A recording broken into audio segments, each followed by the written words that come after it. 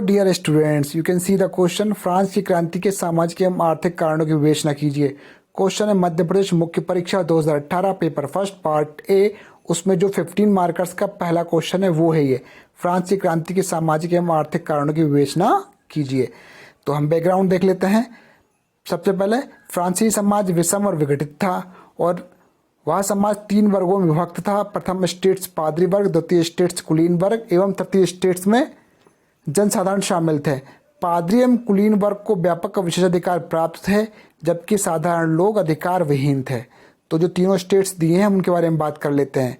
तृतीय स्टेट्स कुछ नहीं, 3 वर्ग हैं, ठीक है, कंफ्यूज मत होना। प्रथम स्टेट्स पादरी वर्ग 2 भागों में विभाजित था, उच्च व निम्न।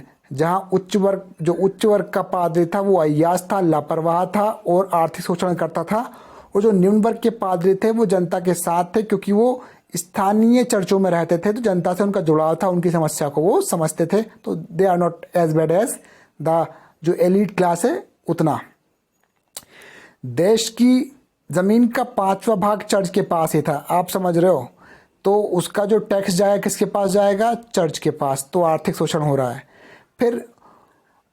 फिर उनका जीवन जो है काफ़ी भ्रष्ट था और वो धार्मिक अंधविश्वास और कर्मकांड, जो अननेसेसरली सेरिमोनियल चीज़ें, अनुष्ठान चीज़ें वो फैलाते रहते थे और बाइबल का भी अपने हिसाब से वो इंटरप्रिटेशन किया करते थे। तो उनका जो दैनिक जीवन है खुद भ्रष्ट था, कथनी और करनी में बहुत फर्क था, अनैतिक और विलासी जीवन जीते थे और जनता का बहुत शोषण करते थे। द्वितीय स्टेट से आपका कुलीन वर्ग। इसमें द्वितीय स्टेट में कौन शामिल है? जो एलिट क्लास है वो, जिसमें सेना, चर्च, सामंत लोग और जो फ्यूडल्स हैं, लैंडलॉर्ड्स हैं, जमींदार हैं, उनकी बात हो रही है। और ये किसानों से बहुत तरह के कर वसूलते थे और उनका शोषण करते थे। हालांकि जो रिशलू और लुई 14 के समय कुलीनों को उनके अधिकारों से वंचित कर दिया गया। ये फ्रांस के शासक हैं लुई 16 के पहले के, लुई 15 और 16 के पहले के। तो अधिकारों से वंचित कर दिया और उन्हें प्राप्त करने की स्थिति में संघर्ष की पृष्ठभूमि तैयार हो गई।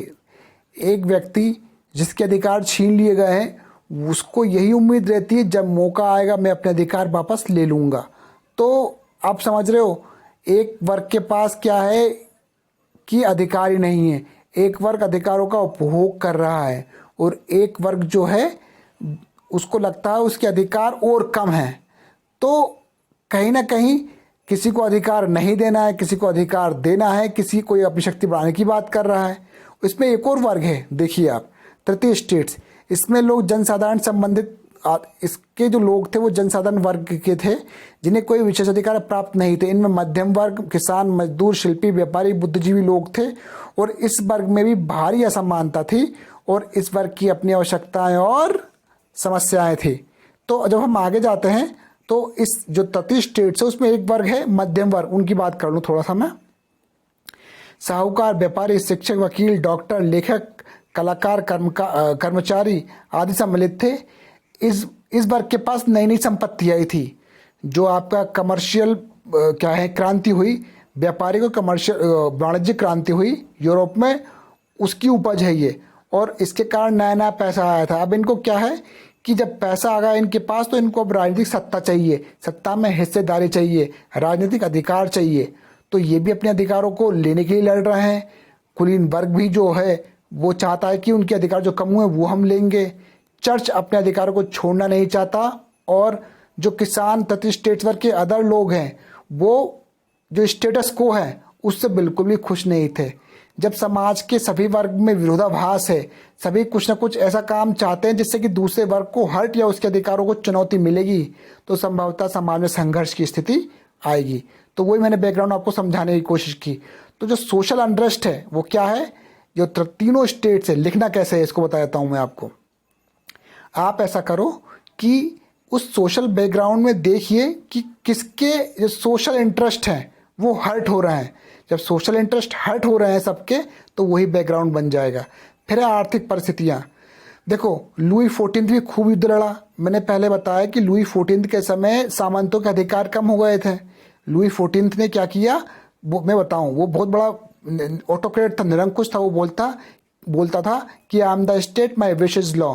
तो उसने सामंतों को अपनी जूतों की नोकों को तले रखा हुआ था। तो सामंत कभी तो चाहते थे कि हमारे अधिकार हमको कभी तो मिलेंगे, लेकिन लुई 14 ने खूब युद्ध लड़े, तो उसने भी मतलब खूब राजस्व बहा दिया, खूब खजानों को खाली किया युद्ध में। फिर आया कौन, लुई 15। उसने क्या, ऑस्ट्रिया के उत्तराधिकार के युद्ध में इंटरफियर किया, ठीक है। और फिर है ऑस्ट्रिया के उत्तराधिकार के युद्ध में इंटरफियर किया, और फिर क्या है कि सप्तवर्षीय युद्ध में भी उसने हिस्सेदारी की, वहाँ उसने मतलब खजाना खाली कर दिया। मैं आपको बता दूं, ये ऑस्ट्रिया का उत्तराधिकार वही है जो कर्नाटक वॉर संबंधित है। आपको सर ने बताया, विनोद सर ने, कर्नाटक वॉर वाला, ठीक है। तो कर्नाटक वॉर संबंधित है और जो भारत में उसी से लिंक जुड़ते हैं बार बार। तो लुई 15 ने ऑस्ट्रिया के उत्तराधिकार युद्ध लड़े, फिर सप्तवर्षीय युद्ध लड़े, यहाँ भी खजाना खाली हुआ। और जब जहाँ से घोड़ा निकला वहीं से गाड़ी निकलेगी, तो लुई 14 ने भी वही अप्रोच रखते हुए फ्रांस की क्रांति में भाग ले लिया। मतलब ब्रिटेन को सबक सिखाने के लिए उसने फ्रांस की क्रांति में फ्रांसीसी सैनिक भेज दिए, और अमेरिका को सपोर्ट करने के चक्कर में उसने फिर खजाना खाली कर दिया। तो प्रॉब्लम ये है कि इन सब ने क्या किया कि खजाना खाली करके आ बैल मुझे मार वाली स्थिति कर ली। देखिए, कोई भी समाज तब तक अनरेस्ट में नहीं जाता जब तक कि वहाँ पर आर्थिक विपन्नता नहीं आती। अगर बात पेट पर और भूख पर आ जाए तो सारे जो सामाजिक बंधन है वो बेड़ियाँ लगने लगती हैं, उनको परंपराएं भी बेड़ियाँ लगने लगती हैं, और सोशल अनरेस्ट हो जाता है। और फ्रांस में भी यही हुआ। फिर दूसरा है, ये तो ठीक है, ये तो युद्ध के कारण आर्थिक विपन्नता आई फ्रांस में। फिर वर्साई के राजमहल की अय्याशी, लूटपाट, और क्या है कि मैं कहूँगा कि जो संपर्क वर्ग है वो भी संपन्न वर्ग किसकी बात हो रही है, वो एलिट क्लास, राजतंत्र, जमींदार, सामंत लोग, उनकी बात हो रही है। इनको सामान्य लोगों से कुछ भी लेना देना नहीं था। और एक जो गरीब किसान है, जो आर्थिक दृष्टि से विपन्न है, एकमात्र करदाता है, ठीक है। तो किसानों के अपने इश्यूज हैं और ये सुनने के लिए तैयार ही नहीं है। वर्साई की महल की अय्याशी इतनी ज़्यादा थी कि कभी कभी तो वहाँ पर नौकर चाकर अननेसेसरली रहते थे, और कभी कभी वहाँ के नौकर चाकर फिरोज तुगलक के जो 1 लाख दास थे ना, उससे भी ज़्यादा निकल जाते थे। 16,000 समथिंग कुछ नौकर चाकर थे वर्साई के महल में, 16,000। अब एक राजा को सपोर्ट करने के लिए या उसकी सर्विस करने के लिए कितने नौकर चाहिए ज़्यादा। लेकिन क्या है कि ये वेस्ट ऑफ मनी था। तो और फिर फ्रांस में सामाजिक और आर्थिक कंडीशन भी ठीक नहीं थी। और आप समझिए अय्याशी का लेवल ये है कि जिस समय फ्रांस में फ्रांस में ब्रेड के लिए दंगे हो रहे थे, उस समय वर्साई के महल में पार्टियां चल रही थी, और वंश जो रिवोल्ट करने वाले थे, दंगे करने वाले थे, और उसमें महिलाएं भी थी, वो रानी मेरी एंटोनियत के पास गई और उन्हें कहा कि महारानी, लोगों के पास खाने के लिए ब्रेड नहीं है। तो what she did reply, she said, if they do not have bread then they should have cake. How dumb is she, उसको यही नहीं पता कि जो केक है is costlier than the bread. लेकिन ये मैं बता रहा हूँ लेवल ऑफ इग्नोरेंस। वर्साई के महल के अय्याशी लूटपाट चरम स्तर पर पहुंच चुकी थी। फिर सरकार की वाणिज्यिक नीति इतनी अनियंत्रित, दोषपूर्ण थी कि राज्य कर्ज तले दबा जा रहा था और दिवालिया हो रहा था। ना सिर्फ इन्होंने बाहर से कर लिया, बल्कि राज्य जो देश के बड़े बड़े लोग हैं उनसे भी कर लेकर रखा था। और फिर ब्याज तो छोड़ दो, मूलधन तो छोड़ दो, इनसे ब्याज भी नहीं दिया जा रहा था। फिर इस परिस्थिति से निपटने के लिए कुछ लोग आए आगे। लुई 16 ने तुर्गो, नेकर जैसे वित्त सलाहकारों के सुधारों को विशेष अधिकारों, लुई 16 ने क्या किया, तुर्गो और नेकर जैसे वित्त सलाहकारों को सुधारों के लिए अपॉइंट किया, ठीक है। लेकिन विशेषाधिकार वर्ग की हठ धर्मिता के कारण, जो विशेषाधिकार वर्ग है उसकी हठ धर्मिता के कारण इन्हें कभी लागू ही नहीं किया जा सका। यहाँ पर थोड़ा ग्रामेटिकल मिस्टेक है, यहाँ पर बता दूं मैं।